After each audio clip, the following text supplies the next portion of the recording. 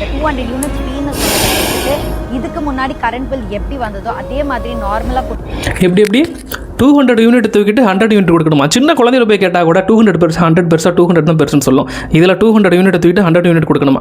So இதில் ஏன் இவங்களுக்கு பில் அதிகமாக வந்திருக்கு அப்படின்னா டிஎன்இபியை வந்து அதிகாரப்பூர்வமாக விளக்கம் கொடுத்துட்டாங்க. அது என்னன்னா சம்மர் டைமில் வந்து பீக்காக இருக்கும், அதனால் அதிகமாக வந்து மின்சாரம் வரும் அப்படின்னு சொல்லிட்டு அண்ட் தென் இந்த வீடியோவில் இவங்க எவ்வளோ யூனிட் எனக்கு வந்திருக்கு, நான் எவ்வளோ பே பண்ணியிருக்கேன் அப்படின்ற டீட்டெயில்ஸ் எதுவுமே பெருசாக சொல்லவே இல்லை. அண்ட் தென் டிஎன்ஆர்எஸ்ன்னு சொல்லக்கூடிய தமிழ்நாடு மின்சார ஒழுங்குமுறை ஆணையம் வந்து ஒரு வருஷத்துக்கு இவ்வளவு மின் கட்டணம் உயர்த்திக்கலாம் அப்படின்னு சொல்லியிருக்கு. கடந்த ஆட்சியில் வந்து 2 வருடங்களாக மின் கட்டணம் உயர்த்திருக்கிறாங்க. இந்த ஆட்சி வந்ததுக்கு அப்புறமேட்டுக்கு மின்சாரத்துறை அமைச்சர் சிடிஎம் நிர்மல்குமார் வந்து மின் கட்டணத்தை வந்து நாங்கள் இந்த வருஷம் உயர்த்தலை அப்படின்ற மாதிரி சொல்லிட்டாங்க.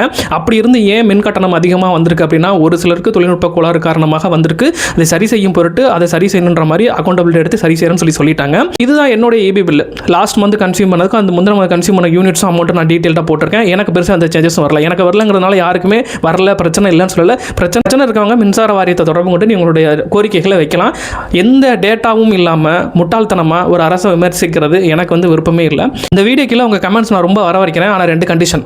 ஒன்று வந்து கெட்டவார்த்தை பேசாமல் கமெண்ட் பண்ணுங்கள். 2 இந்த ஈபி ரிலேட்டடாக மட்டும் பேசுங்க. வேறு எதை பற்றியும் பேசாமல் கமெண்ட் பண்ணிங்கன்னா உங்களுக்கு நான் ரிப்ளை பண்ணுவேன். இன்னொரு வீடியோவில் பார்ப்போம்.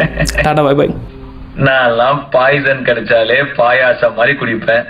பாயாசமே கிடைச்சிருக்கு, சும்மா விடுவேனா?